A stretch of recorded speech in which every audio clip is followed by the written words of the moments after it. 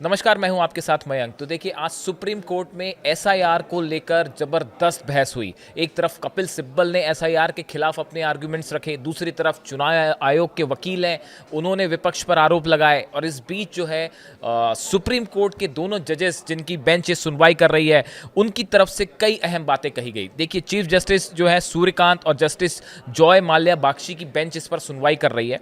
और supreme court ने SIR के खिलाफ दायर तमिलनाडु, बंगाल और केरल की याचिका पर सुनवाई की। इस दौरान चुनाव आयोग ने कहा, जो चुनाव आयोग के वकील थे, उन्होंने कहा कि एसआईआर को लेकर राजनीतिक दल जानबूझकर डर का माहौल बना रहे हैं। ये आर्गुमेंट दिया गया चुनाव आयोग की तरफ से, उनके वकील की तरफ से। और उसके बाद देखिए, जो बेंच थी, इन्होंने केरल सरकार की याचिका पर केंद्र और राज्य चुनाव आयोग से 1 दिसंबर तक जवाब देने को कहा है। अगली सुनवाई 2 दिसंबर को होगी। लेकिन इस पूरी सुनवाई के दौरान जो बेंच है जजेस की, चीफ जस्टिस सूर्यकांत और जस्टिस बागची, इनकी तरफ से कई अहम बातें कही गई। देखिए, बेंच ने कहा, अगर राज्य सरकार मजबूत आधार देती है तो हम तारीख बढ़ाने का निर्देश दे सकते हैं। ये एक बड़ी अहम बात कही गई है। उन्होंने कहा कि राज्य सरकार अगर मजबूत आधार देती है, मजबूत ग्राउंड देती है, तो हम तारीख बढ़ाने का आदेश दे सकते हैं। ये अपने आप में एक बहुत बड़ी बात सुप्रीम कोर्ट की तरफ से कही गई।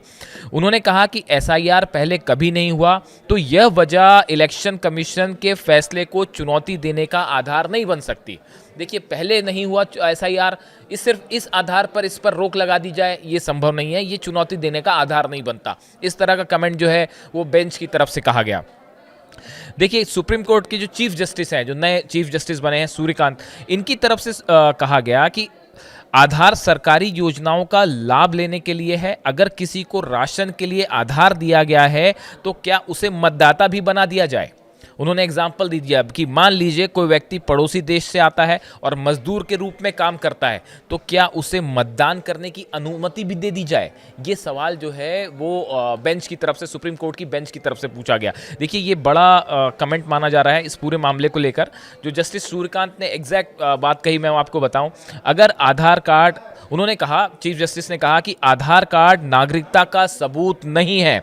आधार केवल सरकारी लाभ लेने के लिए जरूरी है, इसलिए सिर्फ आधार होने से कोई व्यक्ति अपने आप वोटर नहीं बन जाता। ये बेहद अहम टिप्पणी है चीफ जस्टिस की, जस्टिस सूर्यकांत की, जो नए चीफ जस्टिस बने हैं। मैं एक बार फिर रिपीट करूंगा। देखिए, बेहद अहम बात कही इन्होंने कि आधार कार्ड नागरिकता का सबूत नहीं है, आधार केवल सरकारी लाभ लेने के लिए ज़रूरी है, इसलिए सिर्फ आधार होने से कोई व्यक्ति अपने आप वोटर नहीं बन जाता। इन्होंने बड़ी अहम बात कही।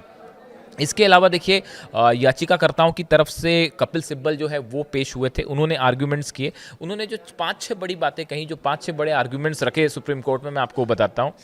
उन्होंने कहा कि एसआईआर से लोगों की लोकतांत्रिक भागीदारी पर असर पड़ रहा है। कपिल सिब्बल ने कहा। देखिए, कपिल सिब्बल की तरफ से ज़बरदस्त धुआंधार आर्ग्यूमेंट किए गए और वो इसी के लिए जाने भी जाते हैं। और उन्होंने कहा कि एसआईआर से लोगों की जो लोकतांत्रिक अधिकार है, जो भागीदारी, शामिल होने का इस पूरे प्रोसेस में, उस पर असर पड़ रहा है, उसमें बाधा पड़ रही है इस एसआईआर के कारण। दूसरी बात कही उन्होंने कि जो आम लोग हैं, जो ज़्यादा पढ़े लिखे नहीं हैं या पढ़े लिखे नहीं हैं, उन पर फॉर्म भरने का बोझ बढ़ रहा है, जिससे वो परेशान हैं और उनको समझ नहीं आ रहा कि कैसे इस प्रोसेस को आगे आगे बढ़ाया जाए, जो असंवैधानिक है। यानी उनका कहना है कि इस पूरे प्रोसेस से जो लोग पढ़े लिखे नहीं हैं, जो शिक्षित नहीं हैं, उन्हें ये मुश्किल आ रही है इसमें प्रोसेस में शामिल होने के लिए। तीसरी बड़ी बात उन्होंने कही कि फॉर्म 6 में स्वयं घोषणा को ही नागरिकता का प्रमाण माना गया है, इसलिए बहुत ज़्यादा सख्ती नहीं होनी चाहिए। उन्होंने कहा इस पूरी प्रोसेस को लेकर ज़्यादा सख्ती नहीं होनी चाहिए। फिर उन्होंने कहा कि आधार जो है निवास का प्रमाण देता है, इसी पूरी तरह खारिज नहीं किया जा सकता। कपिल सिब्बल का यह आर्गुमेंट है कि भाई आधार कार्ड में जो है वो आपका एड्रेस लिखा होता है, वो आप एक प्रकार से आपके निवास का जो है वो प्रूफ होता है, तो इसलिए आधार को पूरी तरह से आप खारिज नहीं कर सकते। इसे भी इसमें एक बड़ा एविडेंस के रूप में लिया जाना चाहिए। उन्होंने अगली बात कही, सिर्फ 2 महीने में इतना बड़ा डेटा इकट्ठा करना मुश्किल है, खासकर दूर दराज के इलाकों में। ये बात देखिए पहले भी कपिल सिब्बल कहते रहे हैं और एक बार फिर उन्होंने ये बात दोहराई कि देखिए ये सिर्फ कुछ महीनों के अंदर ये पूरी प्रोसेस करना, ये डेटास जो हैं वो करोड़ों वोटर्स होते हैं, उनके पूरे फॉर्म्स जमा करना, उसको प्रोसेस करना, फाइनल वोटर लिस्ट तैयार करना, ये आसान काम नहीं है और कुछ महीनों के अंदर ये संभव नहीं हो सकता। इसीलिए इसकी डेट बढ़ाई जानी चाहिए, इस तरह की बात उन्होंने कही। इस पर देखिए फिर जस्टिस बागची जो हैं, जो दूसरे जज हैं, उनकी तरफ से भी एक टिप्पणी आई।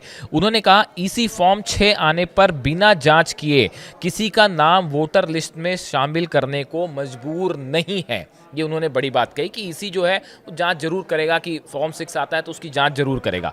दूसरी बात उन्होंने कही कि मृत लोगों के नाम हटाना जरूरी है और इसके लिए जो लिस्ट बनती है वे सार्वजनिक होती है। उन्होंने कहा कि जो लोगों की मौत हो चुकी है, मृत्यु हो चुकी है, उनका नाम वोटर लिस्ट से हटाना बेहद अहम है और इसके लिए एक लिस्ट बनती है जो कि सार्वजनिक होती है। देखिए ये बड़ी बात उन्होंने कही। देखिए 4 नवंबर से 12 राज्यों और केंद्र शासित प्रदेशों में बूथ लेवल जो अधिकारी हैं, बीएलओ घर घर जाकर वोटर लिस्ट अपडेट कर रहे हैं।